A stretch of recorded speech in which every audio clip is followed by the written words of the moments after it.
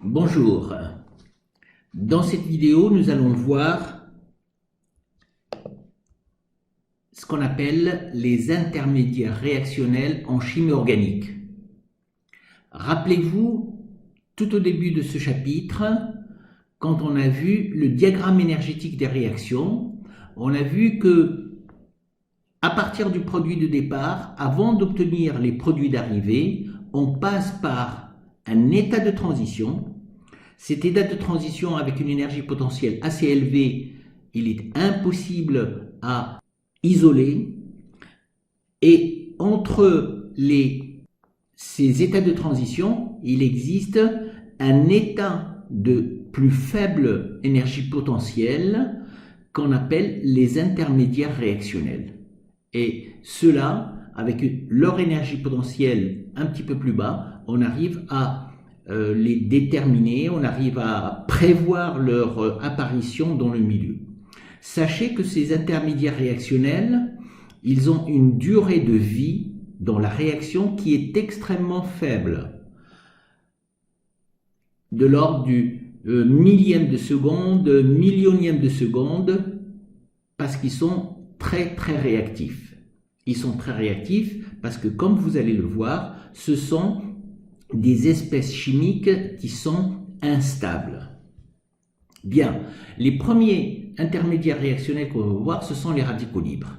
Et comme on vient de vous voir, les radicaux libres, on les obtient à partir d'une rupture homolytique d'une liaison sigma. Donc ce sont des espèces qui sont neutres, ils ne sont pas chargés négativement ni positivement, mais ils ont tout de même un caractère électrophile car leur couche périphérique n'est pas saturée. Alors, pour bien comprendre cela, parce que c'est très important pour la suite de ce qui va suivre, bon, je vais prendre une page blanche. Si vous prenez par exemple le méthane, CH4, si on arrive à faire une coupure homolytique d'une liaison CH, on va obtenir un radical H plus le radical méthyle. C'est le radical méthyle. Ce radical méthyle, vous voyez bien qu'il est instable. Pourquoi il est instable? Regardez ce qu'il y a autour de ce carbone. Autour de ce carbone, vous avez un électron, 2, 3, 4, 5, 6, 7 électrons. Donc ce carbone-là, il ne satisfait pas la règle de l'octet. Il ne voit pas 8 électrons autour de lui. Donc, il lui manque un électron pour respecter la règle de l'octet. Et c'est pour cela qu'on qualifie les radicaux du carbone comme étant des électrophiles.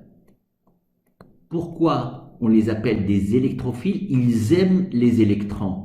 Ils ont besoin d'un électron pour saturer leur couche externe à 8 électrons.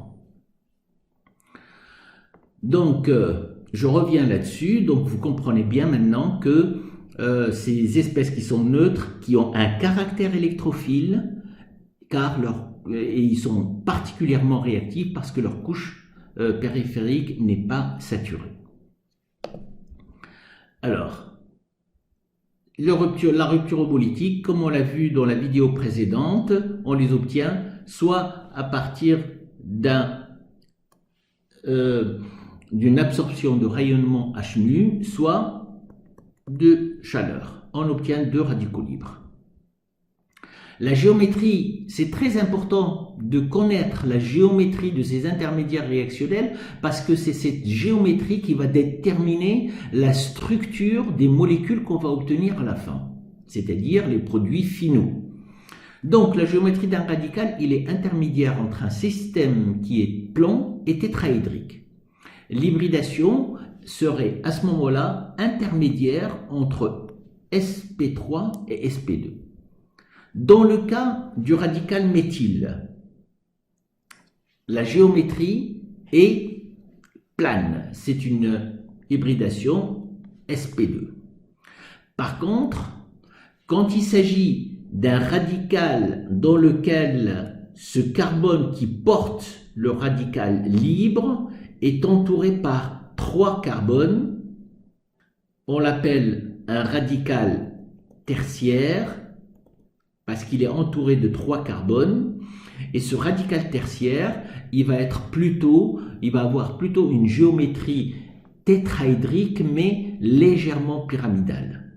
D'accord? C'est-à-dire que ça ne va pas être un tétraèdre régulier avec un angle de 109 degrés. C'est un tétraèdre irrégulier. Et il va avoir une hybridation plutôt du type sp3. Il existe 4 types de radicaux possibles. Le radical méthyle, les radicaux primaires, c'est le radical carbone, il est attaché à un seul carbone. Ici, le radical carbone est attaché à 2 carbones, donc on l'appelle radical secondaire, et celui-ci, c'est un radical carbone qui est attaché à 3 carbones, et on l'appelle donc un radical tertiaire.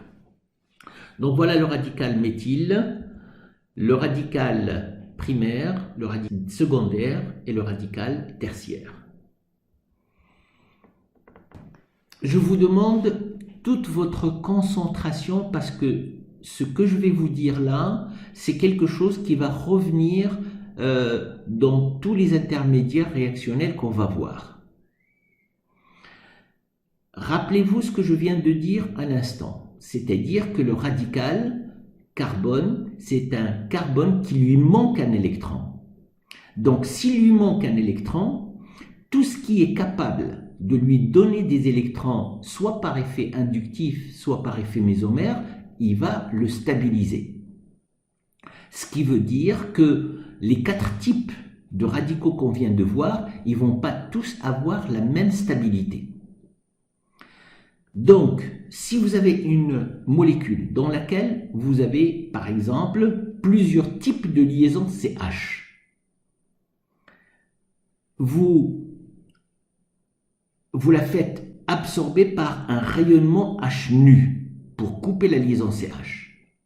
Le problème qui se pose, c'est que laquelle des liaisons CH va être coupée, c'est-à-dire quel est le type de radical que je vais obtenir, ou je vais obtenir de manière majoritaire.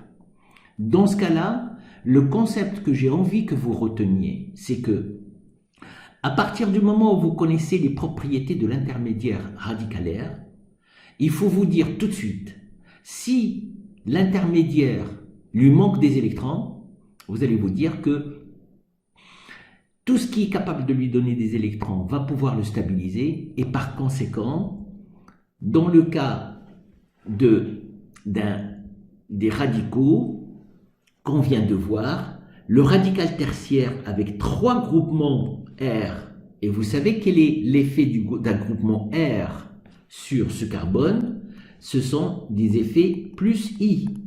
Les radicaux alkyles, rappelez-vous ce qu'on a vu dans le chapitre sur les effets électroniques. Les groupements alkyles sont donneurs par effet inductif. Donc ce radical qui lui manque des électrons, il va se retrouver avec 3 substituants, tous donneurs d'électrons par effet inductif, et par conséquent ils vont le stabiliser. Et il va être plus stable qu'un radical secondaire, lui-même plus stable qu'un radical primaire, lui-même plus stable que le radical méthyle. Et cette stabilisation, c'est une stabilisation qui est due à l'effet inductif.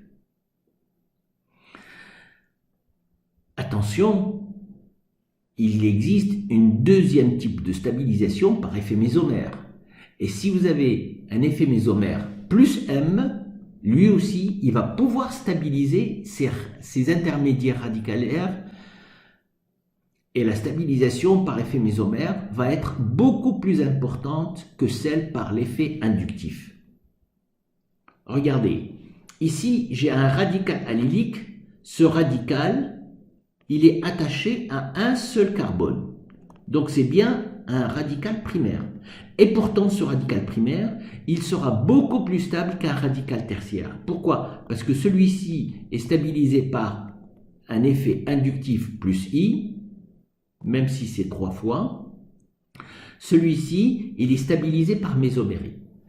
Regardez pourquoi ce radical primaire et pourquoi la stabilisation par effet mésomère est plus stable que la stabilisation par effet inductif. Regardez, je reprends mon radical allylique comme ceci, et vous voyez que ce radical, il est en alpha d'une double liaison, donc on va avoir les formes mésomères comme ceci, et donc on va avoir CH2 radical, CH double liaison CH2. Voilà les deux formes mésomères, c'est-à-dire que ce manque d'électrons sur ce carbone, il est partagé entre celui-ci et celui-là.